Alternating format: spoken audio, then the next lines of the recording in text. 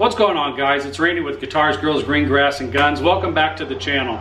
I'm finally getting to the position where this channel is going to be going in the direction that I wanted it to. A little more on the hunting and fishing side of it. So I found a new best friend. His name's Brandon. It's Andy.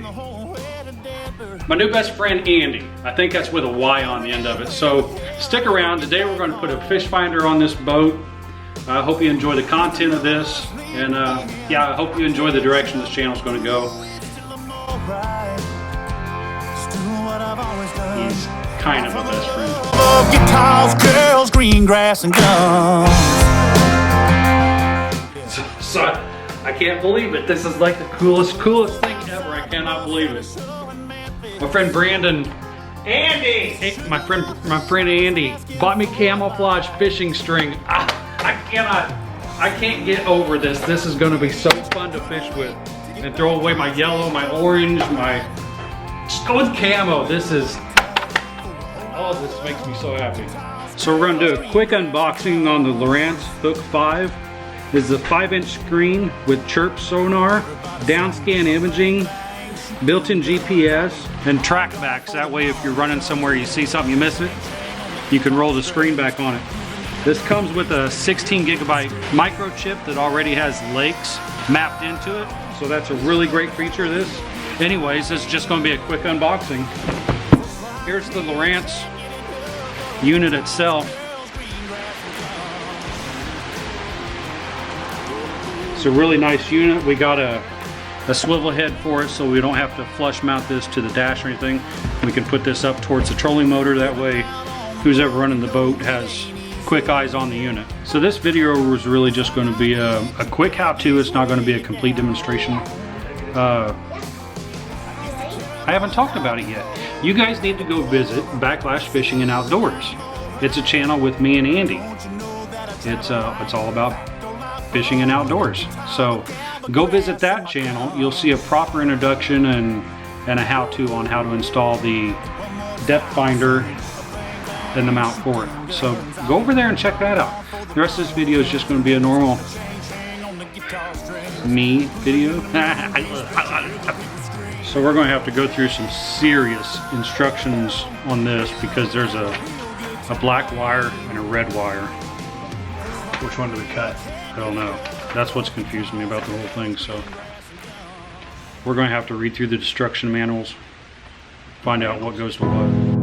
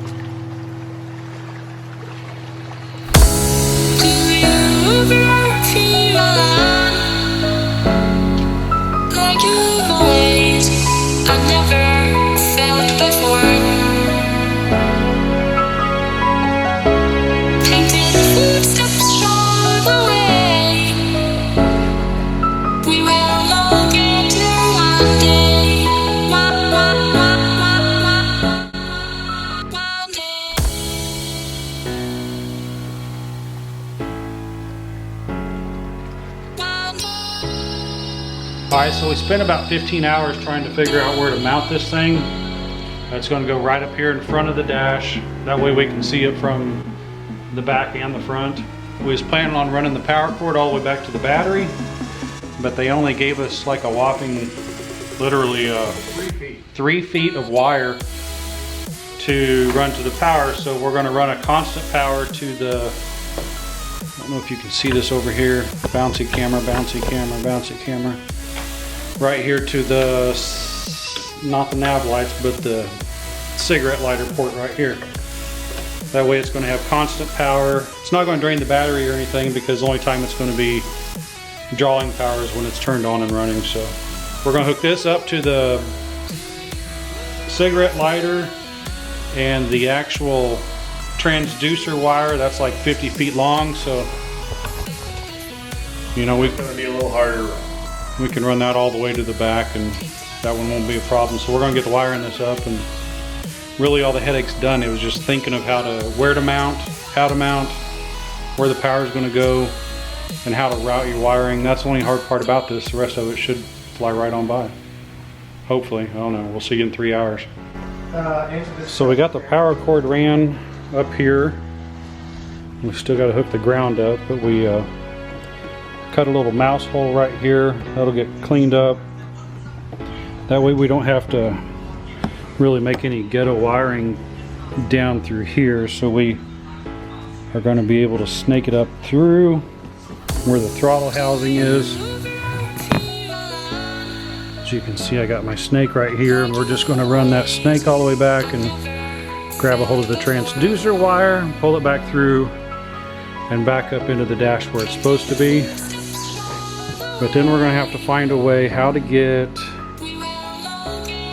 the wiring over there through his head and down to the bottom of the boat. I think that'll take about a 15-inch drill. Or another 3 hours. To get through his head. Okay. Now this right here is probably the most difficult part of the job. I'm sure I got it shown right here. I'm definitely not pulling this plug back out to show you, but if you saw earlier, it's about yay big around, 1 inch round, and I got to snake it through all these wires. Let me get some light down here for you again. As you can see, there's not that much room to play around with in there, so I think the most difficult part was getting this through here. And now we're just going to run it all the way up there. And should finish this up pretty quickly now. Alright, if you can...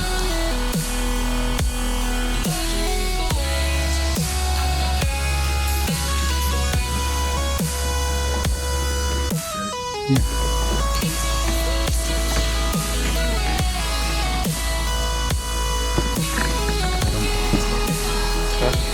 So just got a transducer cable pulled all the way through with the snake. Now back here on the back, you see we have the factory transducer. It's like a 2010 for the head sonar unit, and we're going to run the other new one over here. So once we run this old new one, we don't have any clips to tie to the boat right now, so we're just going to find out kind of where we want it, and then we're going to take all the slack out, finish running all the line back down through there, take all the slack out of it so that this thing can be ready for when we do get the clips and put it back on the boat. Okay, so we've got this back boot buttoned up, screwed back down. The wire is chased all the way through the throttle housing. And I'm not going to show you this piece right here because we actually, maybe I will. So the only spot that we really messed up on, and the only part you're going to see, is just 2 inches right here. 2 inches right here. I know that went out of focus. There was no way to fit a 1-inch head through this grommet right there, and that is the only part that we skimped on. So we got it. We got everything wired up, although you can't see what we wired. And now we're actually gonna do the initial test right now. No pressure, Andy. Huh? No pressure. I thought my name was like Brian. It's a video. Blue to red and red to blue. Why is a little more difficult than that? This one else. It's weird, Randy. I tell you, it's weird. Could it be too down? Is there a You'd have to go this way. is there a tit on the plastic? What? Oh, what on the plastic? A little more.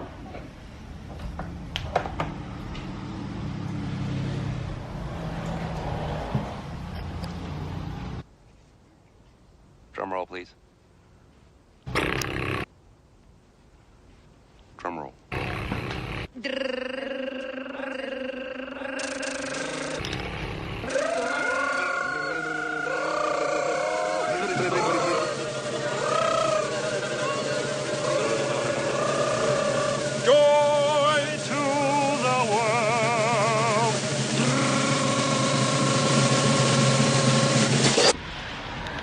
You're up.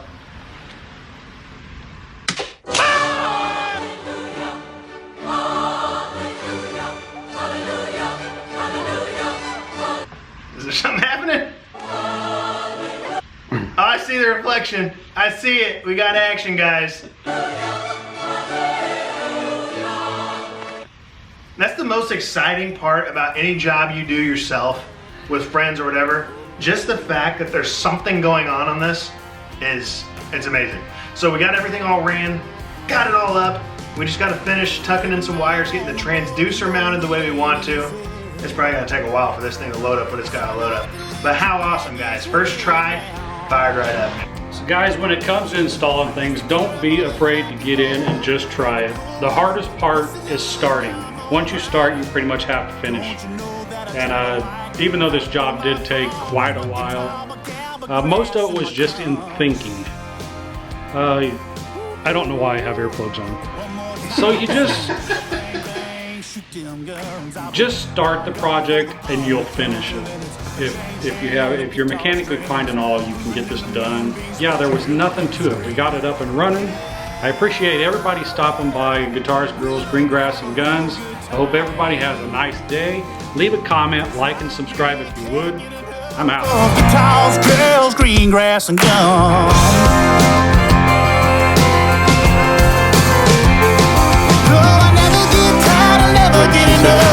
Guitars, girls, green grass, and guns. Stop what? You know what?